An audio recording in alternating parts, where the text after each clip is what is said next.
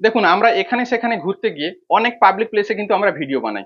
যখন আমরা পাবলিক প্লেসে গিয়ে ভিডিও বানাই আমাদের কিন্তু প্রচুর লজ্জা লাগে, কি? আপনারও তো লাগে।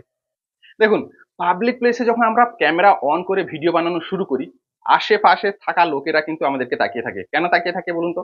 এটা হচ্ছে একটা সাধারণ মানুষের কৌতূহল। তারা জানতে চায় এই লোকটা ক্যামেরা অন করে কার ভিডিও বানাচ্ছে, কেন ভিডিও বানাচ্ছে, কেমন ভিডিও বানাচ্ছে, কি কথা আলোচনা করছে।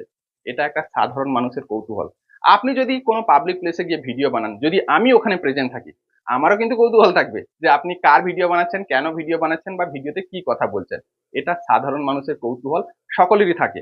কিন্তু আপনাকে মনে সাহস রাখতে হবে, আপনার ক্যামেরা অফ করলে চলবে না। আপনার লজ্জা লাগবে, লাগুক, কোনো অসুবিধা নেই, কিন্তু ক্যামেরা অফ করলে চলবে না। আপনাকে কিন্তু ক্যামেরা অন করে কথা বলে যেতে হবে, ভিডিও বানিয়ে যেতে হবে।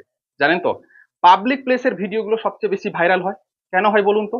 পাবলিক প্লেসে আপনি যখন ভিডিও বানাবেন, লোকেরা শুধু আপনাকে দেখবে না, আপনার পিছনে কি হচ্ছে, আপনার পিছনে প্রকৃতিতে কি হচ্ছে, সেটাই কিন্তু দেখতে অডিয়েন্সরা আগ্রহী হয়। তাই পাবলিক প্লেসের ভিডিওগুলো কিন্তু বেশিক্ষণ ধরে লোকেরা দেখে এবং পাবলিক প্লেসের ভিডিওগুলো কিন্তু বেশি ভাইরাল হয়।